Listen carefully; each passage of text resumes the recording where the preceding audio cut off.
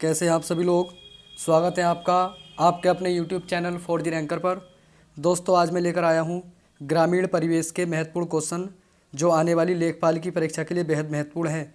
तो वीडियो शुरू करने से पहले जो मेरे YouTube चैनल पर नए हैं वो प्लीज़ मेरे YouTube चैनल को सब्सक्राइब करें और यदि वीडियो आपको पसंद आए तो वीडियो को लाइक और शेयर करें।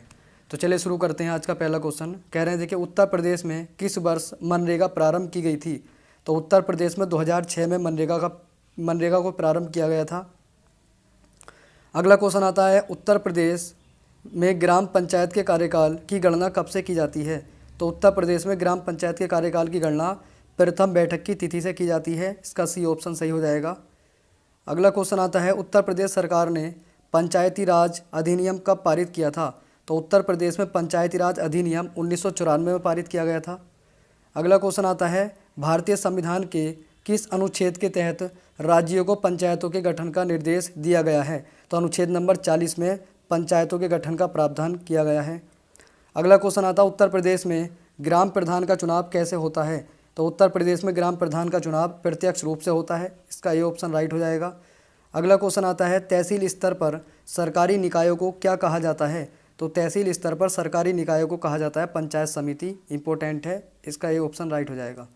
अगला क्वेश्चन आता है, एक एकड़ कितने वर्ग गज के बराबर होता है। तो एक एकड़ 48-40 वर्ग गज के बराबर होता है। इंपॉर्टेंट है। अगला क्वेश्चन है, एक बिस्वा का एक बीघा से क्या अनुपात है। तो एक बिस्वा का एक बीघा से अनुपात होता है एक बिस्वा, यानी कि इसका जो है सी ऑप्शन राइट हो जाए, डी ऑप्शन इसका राइट हो जाएगा। इंपॉर्टेंट है। अगला क्वेश्चन आता है, एक वर्ष में न्यूनतम कितनी बार ग्राम सभा की बैठक होनी अनिवार्य है। तो एक वर्ष में 2 बार कम से कम ग्राम सभा की बैठक होनी अनिवार्य होती है। अगला क्वेश्चन आता है, मनरेगा के अंतर्गत सामग्री संगठन के मामले में केंद्र और राज्य सरकार की धनराशि का अनुपात क्या है। तो 75:25 इनकी धनराशियों का आवंटन किया जाता है। अगला क्वेश्चन आता है, देखिए, उत्तर प्रदेश में ब्लॉक प्रमुख का चुनाव कैसे होता है। तो उत्तर प्रदेश में ब्लॉक प्रमुख का चुनाव अप्रत्यक्ष रूप से होता है। इंपॉर्टेंट है। अगला क्वेश्चन आता है, स्थानीय स्वशासन शासन का मेघना काटा किसे कहा जाता है। तो स्थानीय स्वशासन का मेघना काटा कहा जाता है रिपन के 1882 के प्रस्ताव को, यानी कि बी ऑप्शन इसका राइट हो जाएगा। इंपॉर्टेंट है। अगला क्वेश्चन आता है, भारत में पंचायती राज की स्थापना करने वाला दूसरा राज्य कौन था। तो भारत में पंचायती राज की स्थापना करने वाला दूसरा राज्य आंध्र प्रदेश था, जबकि पहला राज्य आपका राजस्थान था। अगला क्वेश्चन आता है, दलीय व्यवस्था एवं दलीय चुनाव चिन्हों के साथ पंचायत चुनावों की अनुशंसा करने वाले कौन थे। तो ये थे पी के थुंगन। इसका राइट आंसर भी हो जाएगा। अगला क्वेश्चन आता है, दीनदयाल उपाध्याय ग्राम ज्योति योजना की शुरुआत कब हुई थी। तो दीनदयाल ग्राम ज्योति योजना की शुरुआत 2014 में की गई थी। इसका राइट आंसर ए हो जाएगा। अगला क्वेश्चन आता है, किस योजना का नाम बदलकर प्रधानमंत्री आवास योजना रख दिया गया है। तो देखिए, इंदिरा आवास योजना का नाम बदलकर प्रधानमंत्री आवास योजना रख दिया गया है।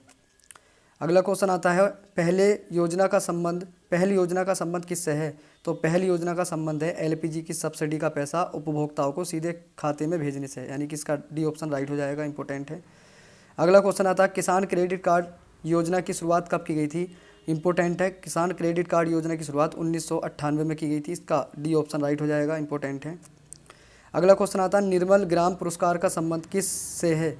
तो निर्मल ग्राम पुरस्कार का संबंध है शौचालयों की व्यवस्था से। सी ऑप्शन इसका राइट हो जाएगा।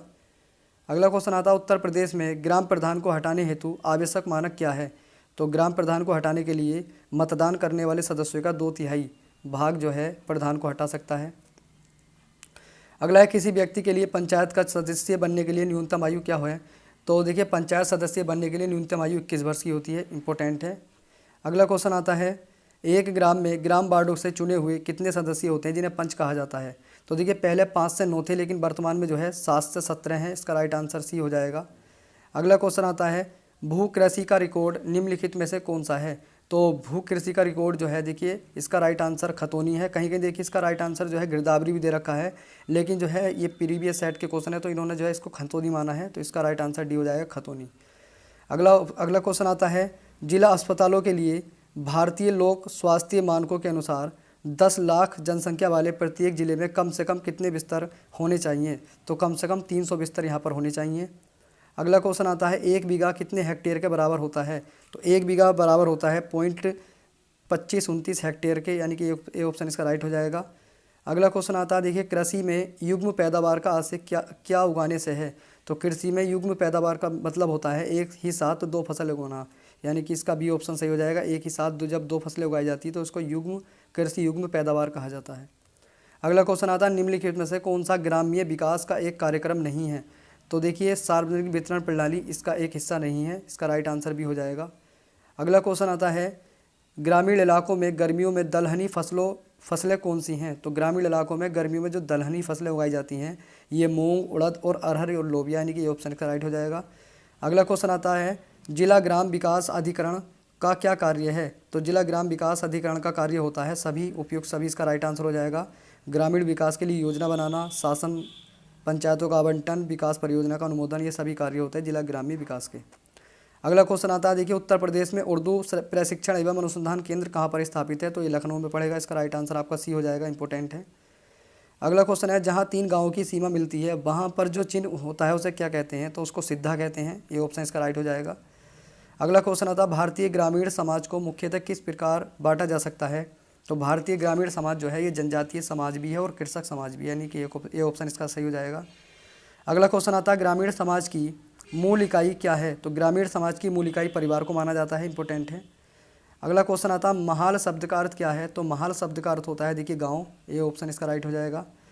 अगला क्वेश्चन आता है, निम्नलिखित में कौन सी भू क्षेत्रफल मापन की अंतर्राष्ट्रीय इकाई है। तो देखिए इसकी अंतर्राष्ट्रीय इकाई है ये हेक्टेयर, यानी कि हेक्टेयर जो है अंतर्राष्ट्रीय इकाई है, जबकि बीघा किसी क्षेत्र में अलग चलता है, एकड़ अलग होता है और किला भी अलग होता है, जबकि हेक्टेयर जो है ये आपकी अंतर्राष्ट्रीय मापक इकाई है, इंपॉर्टेंट है, पूछ सकता है एग्जाम में। अगला क्वेश्चन आता है, भूमापन के दौरान एक जरीब की लंबाई पूरी हो जाने की अस्थायी निरसारी के रूप में जिस यंत्र का प्रयोग किया जाता है उसे क्या कहते हैं। तो उसको सुआ कहते हैं, डी ऑप्शन इसका राइट हो जाएगा, इंपॉर्टेंट है। ऑपरेशन बर्गा का संबंध किससे है। तो ऑपरेशन बर्गा का संबंध होता है बटाईदारों के संरक्षण से, यानी कि बी ऑप्शन इसका राइट हो जाएगा। अगला क्वेश्चन आता है, उत्तर प्रदेश में जमींदारी उन्मूलन और भूमि सुधार अधिनियम 1950 किस अनुसूची में है। तो ये 9वीं अनुसूची के अंतर्गत आते हैं, भूमि सुधार से संबंधित है। अगला क्वेश्चन आता है, ग्रामीण क्षेत्रों में रोजगार की दृष्टि से खेती के बाद कौन सा महत्वपूर्ण कुटीर उद्योग है। तो ये आपका हथकरघा उद्योग कृषि के बाद दूसरा सबसे बड़ा उद्योग है। अगला क्वेश्चन आता है, ग्राम भू प्रबंधन समिति का अध्यक्ष कौन होता है। तो ग्राम भू प्रबंधन समिति का अध्यक्ष होता है ग्राम प्रधान, इंपॉर्टेंट है। अगला क्वेश्चन आता है, ग्राम डाक बीमा योजना कब शुरू की गई थी। तो ये 1995 में लाई गई थी, ये ऑप्शन इसका राइट हो जाएगा, इंपॉर्टेंट है।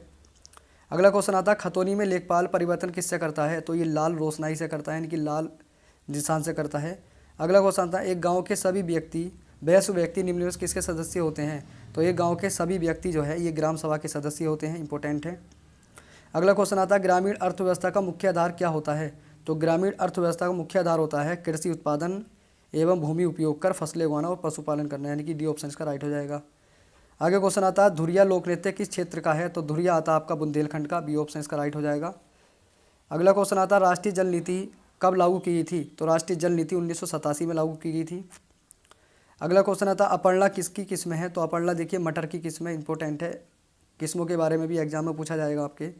अगला है, भारत का प्रथम कृषि विश्वविद्यालय जो 1960 में खुला था उसका नाम क्या था। तो उसका नाम था देखिए गोविंद बल्लभ पंत, यानी कि सी ऑप्शन इसका राइट हो जाएगा, इंपॉर्टेंट है। अगला है, उत्तर प्रदेश के किस जिले में सबसे कम वर्षा होती है। तो उत्तर प्रदेश के मथुरा जिले में सबसे कम वर्षा होती है, जबकि गोरखपुर में सबसे ज़्यादा वर्षा होती है। अगला है, देश में ग्रामीण विकास हेतु प्रधानमंत्री ग्राम सड़क योजना PMGSY कब शुरू की गई थी। तो ये देखिए दिसंबर 2000 में शुरू की गई थी प्रधानमंत्री ग्रामीण सड़क योजना। अगला क्वेश्चन आता है, पादपालीय किस प्रकार की सुविधा है। तो पादपालीय जो सुविधा आती है ये आपकी नियंत्रित परिस्थितियों में पौधे के उगाने के लिए, यानी कि इसका राइट आंसर सी हो जाएगा, इंपॉर्टेंट है। अगला क्वेश्चन आता है, शाहजहानी जरीब की कुल लंबाई कितनी होती है। तो शाहजहानी जरीब की कुल लंबाई 165 फीट होती है, इंपॉर्टेंट है। अगला क्वेश्चन आता है, मैट्रिक जरीब में कड़ियों की संख्या कितनी होती है। तो मैट्रिक जरीब में कड़ियों की संख्या होती है 100। अगला क्वेश्चन आता है, देखिए देश का सबसे बड़ा गन्ना उत्पादक राज्य कौन सा है। तो देखिए देश का सबसे बड़ा गन्ना उत्पादक राज्य आपका उत्तर प्रदेश है, इंपॉर्टेंट है। अगला क्वेश्चन आता है, भारत अपनी दलहन खपत का लगभग कितने प्रतिशत भाग उत्पादित करता है। तो भारत देखिए अपनी खपत का जो है 55% भाग अपने जो है भारत में उगाता है। अगला क्वेश्चन आता है, गोकुल ग्राम योजना किससे संबंधित है। तो गोकुल ग्राम योजना गुजरात से संबंधित है। अगला क्वेश्चन आता है, देखिए किसान क्रेडिट कार्ड वार्षिक समीक्षा की शर्त पर कितने वर्षों के लिए वैध है। तो ये 3 वर्षों के लिए वैध है, यानी कि 3 वर्ष के लिए मान्य होता है किसान क्रेडिट कार्ड। अगला क्वेश्चन है, मनरेगा में 31 मार्च 2024 तक अनुसूचित जाति एवं अनुसूचित जनजाति के लोगों की कितनी भागीदारी है, तो लगभग 48% इनकी भागीदारी है। अगला क्वेश्चन आता है इंदिरा निवास योजना के घटक कौन कौन से हैं, तो उपरोक्त सभी इसके घटक हैं। नए मकानों का निर्माण कराना, कच्चे या सीढ़ मकान का उन्नयन करना और आवास स्थल का प्रावधान, यानी कि उपरोक्त डी इसका सही आंसर हो जाएगा। अगला क्वेश्चन है IABI योजना की लागत को केंद्र तथा राज्य सरकार के मध्य किस अनुपात में बांटा गया है, तो 75-25 के अनुपात में इसको बांटा गया है। अगला क्वेश्चन आता है इंदिरा गांधी राष्ट्रीय वृद्धावन पेंशन योजना के अंतर्गत 80 वर्ष से अधिक आयु के व्यक्तियों को प्रति माह कितने रुपए सहायता दी जाती है, तो 500 रुपये की सहायता इनको प्रति माह दी जाती है। अगला क्वेश्चन आता है देखिए, किस पंचवर्षीय योजना के दौरान प्रौद्योगिक आधार पर पूरा योजना कार्यान्वयन करने हेतु पुनर्गठित किया गया था, तो ये आपकी 11वीं पंचवर्षीय योजना थी जिसमें APJ अब्दुल कलाम के द्वारा पूरा मॉडल लाया गया था। अगला है पूरा महामिशन का आरंभ किसने किया था, तो APJ अब्दुल कलाम जी ने किया था इसका शुभारंभ। अगला आता पूरा अभियान का आरंभ किसके द्वारा किया गया था, तो APJ अब्दुल कलाम के द्वारा किया गया था। अगला क्वेश्चन आता भूमि अभिलेखों के कंप्यूटरीकृत की योजना कब प्रारंभ की गई थी, तो ये 1988-89 में की गई थी। सी ऑप्शन का राइट हो जाएगा, इंपॉर्टेंट है। रोशनी नामक विशेष कार्यक्रम का प्रारंभ कब किया गया था, तो रोशनी नामक कार्यक्रम का शुभारंभ आपका जून 2013 में किया गया था, इंपॉर्टेंट है। अगला आता है BM व्यास समिति किससे संबंधित है, तो ये समिति आपकी देखिए जो संबंधित है ये कृषि एवं ग्रामीण शाख विस्तार से संबंधित है, यानी कि सी ऑप्शन का राइट हो जाएगा, इंपॉर्टेंट है। अगला क्वेश्चन आता है सर्वोच्च कृषि किन क्षेत्रों में अपनाई जाती है, तो सर्वोच्च कृषि आपकी क्षारीय मृदा क्षेत्र में अपनाई जाती है। सी ऑप्शन इसका राइट हो जाएगा। अगला क्वेश्चन है पूरा योजना का उद्देश्य क्या है, तो पूरा योजना का उद्देश्य होता है ग्रामीण शहरी अंतर को दूर करना, यानी कि इसका राइट आंसर आपका ए हो जाएगा। ग्रामीण शहरी अंतर को दूर करने के लिए APJ अब्दुल कलाम के द्वारा पूरा मॉडल लाया गया था। अगला क्वेश्चन आता है उत्तर प्रदेश में कृषि नीति को व्यावहारिक रूप प्रदान करने हेतु प्रयोगशाला से खेतों तक कार्यान्वयन किस संस्थान की देन है, तो ये आपकी पंतनगर विश्वविद्यालय की देन है। इसका राइट आंसर आपका ए हो जाएगा। अगला क्वेश्चन आता है उत्तर प्रदेश की सर्वाधिक महत्वपूर्ण खाद्यान्न फसल कौन सी है, तो उत्तर प्रदेश में सबसे महत्वपूर्ण खाद्यान्न फसल मानी जाती है गेहूँ। अगला क्वेश्चन आता है देखिए भारतीय किसानों की वित्तीय आवश्यकताओं की पूर्ति हेतु अल्पकालीन ऋण कितनी अवधि के लिए प्रदान किया जाता है, तो ये 15 महीने की अवधि के लिए प्रदान किया जाता है। अगला आता कौन सी कृषि पद्धति 21वीं सदी की कृषि हेतु आवश्यक मानी जाती है, तो ये आपकी पारिस्थितिकी कृषि पद्धति ये आवश्यक मानी जाती है। इसका सी ऑप्शन राइट हो जाएगा, 21वीं सदी की है ये। राष्ट्रीय सामाजिक सहायता कार्यक्रम को कौन क्रियान्वित करता है, तो राष्ट्रीय सामाजिक सहायता कार्यक्रम को क्रियान्वित पंचायत करती है। इसका सी ऑप्शन राइट हो जाएगा। अगला क्वेश्चन आता है उत्तर प्रदेश में सर्वाधिक उत्पादन होने वाला तिलहन कौन सा है, तो ये सरसों है। उत्तर प्रदेश में सबसे ज़्यादा सरसों का उत्पादन तिलहन के रूप में किया जाता है। अगला क्वेश्चन आता है देखिए DDP का पूरा नाम क्या है, तो DDP का पूरा नाम है आपका देखिए डेजर्ट डेवलपमेंट प्रोग्राम, यानी कि इसका राइट आंसर आपका बी हो जाएगा। अगला क्वेश्चन आता है विश्व में कितने प्रतिशत कुपोषित लोग ग्रामीण क्षेत्रों में रहते हैं, तो 75% लगभग जो है ये कुपोषित लोग ग्रामीणों में रहते हैं। 2011 की जनगणना के अनुसार कितने प्रतिशत गाँव की आबादी 500 से कम है, तो देखिए इसका राइट आंसर 32.95 हो जाएगा, बी ऑप्शन इसका राइट है।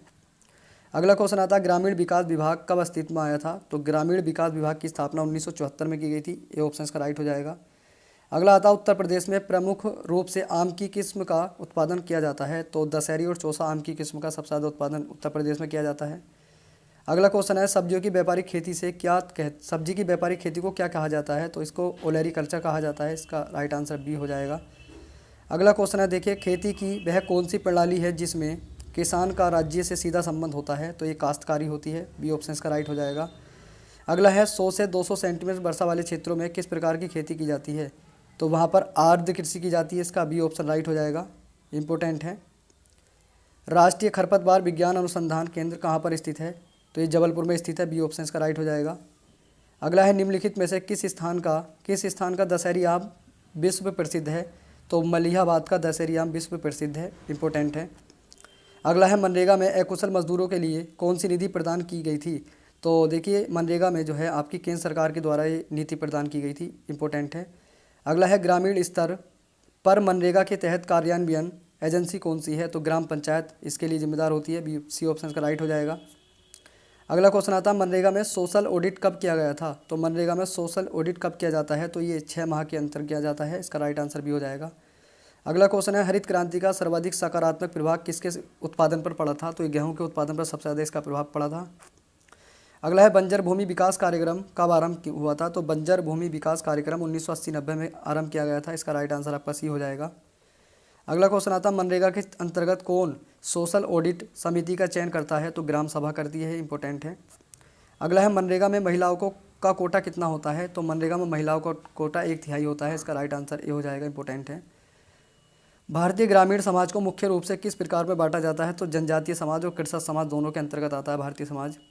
अगला क्वेश्चन आता है भारत के पशु कल्याण का मुख्यालय कहाँ पर है? तो ये चेन्नई में स्थित है, इंपॉर्टेंट है। अगला है झूमिंग खेती किन क्षेत्रों में की जाती है? तो झूमिंग खेती जो है पूर्वोत्तर प्रदेश यानी कि पूर्वोत्तर राज्यों में झूमिंग खेती की जाती है। अगला है भारत के न्यूनतम समर्थन कीमतें सरकार द्वारा वर्ष में कितनी बार घोषित की जाती है? तो वर्ष में 2 बार ये न्यूनतम समर्थन मूल्य आता है, इंपॉर्टेंट है। अगला आता भूदान आंदोलन कार्यक्रम आचार्य विनोबा भावे द्वारा सर्वप्रथम किस प्रदेश में प्रारंभ किया गया था? तो ये आंध्र प्रदेश में लाया गया था सबसे पहले। अगला क्वेश्चन है कृषण क्रांति का संबंध किस क्षेत्र से है? तो कृषण क्रांति का संबंध होता है बागवानी से, यानी कि इसका राइट आंसर आपका डी हो जाएगा। अगला क्वेश्चन आता है NAFED किससे संबंधित है? ये कृषि उत्पादों के विपणन से संबंधित है, यानी कि इसका राइट आंसर आपका सी हो जाएगा, इंपॉर्टेंट है। अगला क्वेश्चन आता है क्यूरिंग की क्रिया किस फसल से संपन्न की जाती है? तो क्यूरिंग की क्रिया जो होती है ये तंबाकू से संबंधित है, इंपॉर्टेंट है। अगला क्वेश्चन आता है देखिए बुंदेलखंड क्षेत्र के लिए सर्वाधिक उपयुक्त फसल चक्र क्या है? तो बुंदेलखंड क्षेत्र में फसल चक्र जो आता है वो ज्वार और अरहर आता है, यानी कि ज्वार के बाद वो अरहर की खेती करते हैं। अगला क्वेश्चन आता है ब्लैक, देखिए ये जो क्वेश्चन आ रहे हैं आपके, ये आपके प्रमुख फसल एवं उनके रोग से संबंधित है। तो पहला क्वेश्चन है इसमें देखिए ब्लैक हार्ट रोग आलू में किस तत्व की कमी से होता है? तो पहली बात तो यह है कि आलू में कौन सा रोग होता है? तो ब्लैक हार्ट रोग होता है, और ये किस तत्व की कमी से होता है? तो भंडारण में ऑक्सीजन की कमी से, यानी कि जब जो है आलू के अंदर ऑक्सीजन की कमी हो जाती है तो उसमें जो है ब्लैक हार्ट रोग होता है, यानी कि आलू जो है काला पड़ जाता है। अगला क्वेश्चन आता है गुलाबी कीट का किस फसल को बेकार कर देता है? तो गुलाबी कीट आपका कपास को खत्म कर देता है, इसका राइट आंसर ये हो जाएगा, इंपॉर्टेंट है। टिक्का रोग किस फसल से संबंधित है? तो टिक्का रोग आपका मूंगफली में होता है, ये इंपॉर्टेंट है। आलू की अंगोती अंगमारी किस कवक के कारण होती है? तो ये भी देखिए अंगोती अंगमारी भी किसका रोग है? ये आलू का है। और ब्लैक हर्ट भी किसका रोग था? ये आलू का था। तो ये किसके कवक के कारण होती है? तो ये अल्टरनेरिया सोलेनाई के कारण होता है, यानी कि ये ऑप्शन का राइट हो जाएगा, इंपॉर्टेंट है। अगला क्वेश्चन आता है धान के किस रोग को रोग माना जाता है? धान के किस रोग को माना जाता है? तो देखिए धान का रोग इसमें कौन सा है? तो भूरा पूर्ण चित्ती, यानी कि इसका राइट आंसर हो जाएगा, ये रोग आपका धान के अंतर्गत होता है। अगला है धान के किस रोग को रोग माना जाता है? तो इसका राइट आंसर एक हो जाएगा, भूरा पूर्ण चित्ती। अगला है फ्लोरिस माइनर किस फसल का खरपतवार है? तो फ्लोरिस माइनर आपका गेहूं का एक खरपतवार है जो गेहूं के साथ साथ उगता है। अगला है पनामा रोग किस फसल से होता है? तो पनामा रोग जो है किस फसल में होता है? ये आपका केले में होता है पनामा रोग, इंपॉर्टेंट है। निम्नलिखित में से कौन सुमेलित नहीं है? तो देखिए इसमें जो सुमेलित नहीं है आपका ये गेहूं का अर्गट रोग सुमेलित नहीं है। देखिए आलू झुलसा यानी कि ज्वार कंडुआ और तिल फाइलोडी ये सब संबंधित है, लेकिन गेहूं के साथ अर्गट का संबंध इसमें नहीं है। अगला है चाय में प्याले नुमा पत्ती रोग का कारण क्या है? तो सल्फर की कमी के कारण चाय में प्याले नुमा रोग हो जाता है, इसका राइट आंसर सी हो जाएगा। अगला है निम्नलिखित में से कौन सुमेलित नहीं है? तो इनमें देखिए कौन सुमेलित नहीं है? आपका गन्ना बुकनी रोग ये सुमेलित नहीं है, जबकि गेहूं गैसुआ होता है। आलू पिछोता झुलसा ये रोग है आपका। बाजरे में अर्गट रोग होता है, लेकिन गन्ने में बुकनी रोग नहीं होता, गन्ने में लाल सड़ंद रोग होता है। अगला क्वेश्चन आता है गेहूं और पौधे का कौन सा युग्म सुमेलित नहीं है? तो बची टाप देखिए ये आपका केले से संबंधित है, और रेड टोक ये गन्ने से संबंधित है, और देखिए आपका जो काला कीटा ये गेहूं से संबंधित है, लेकिन लेग आर्म चावल से संबंधित नहीं है। अगला है पादप रोगों का सबसे अधिक उत्तरदायी कारक क्या होता है? तो फफूंदी होता है, इसका राइट आंसर ये हो जाएगा, इंपॉर्टेंट है। उत्तरीय मैदानी क्षेत्रों में वर्तमान में गेहूं की मुख्य बीमारी क्या है? तो इस समय देखिए उत्तर भारत के मैदान में सबसे ज़्यादा गेहूं की बीमारी होती है करनाल बंट, यानी कि बी ऑप्शन इसका राइट हो जाएगा। अगला क्वेश्चन आता है निम्नलिखित में कौन सा एक गेहूं के फसल का रोग है? तो गेहूं का रोग जो है आपका रस्ट है, इसका डी ऑप्शन सही हो जाएगा। अगला स्पांजी रोग किस में होता है? तो स्पांजी रोग आपका आम में होता है, ये इसका राइट आंसर हो जाएगा। 16वां क्वेश्चन है गल्ला गोदाम में अनाजों पर लगने वाली प्रमुख फफूंदी कौन सी होती है? तो ये आपकी कैंडिडा होती है, इसका राइट आंसर सी हो जाएगा, वेरी वेरी इंपॉर्टेंट है ये। अगला क्वेश्चन आता है बक आई रोट किसकी बीमारी है? तो बक आई रोट जो है टमाटर की बीमारी है, इसका राइट आंसर बी हो जाएगा। अगला क्वेश्चन है देखिए फाइलोडी किसका महत्वपूर्ण रोग है? तो फाइलोडी जो है आपका ये तिल के अंदर एक रोग पाया जाता है। अगला क्वेश्चन आता है मूंगफली में पॉलीफली का रोग क्यों उत्पन्न होता है? तो कैल्शियम की कमी के कारण मूंगफली में पॉलीफली रोग उत्पन्न होता है, इसका राइट आंसर सी हो जाएगा, इंपॉर्टेंट है। अगला क्वेश्चन आता है देखिए 20.4 और डी क्या है? तो ये देखिए आपका एक खरपतवार नासी है, इसका एक राइट आंसर आपका जो है डी हो जाएगा। तो दोस्तों ये वीडियो का हमारी लास्ट क्वेश्चन था। अगर वीडियो आपको पसंद आई तो वीडियो को लाइक करें और यदि आपने अभी तक मेरा चैनल सब्सक्राइब नहीं किया है तो प्लीज़ मेरे चैनल को भी सब्सक्राइब कर लें। चलिए मिलते हैं अगली वीडियो में, धन्यवाद।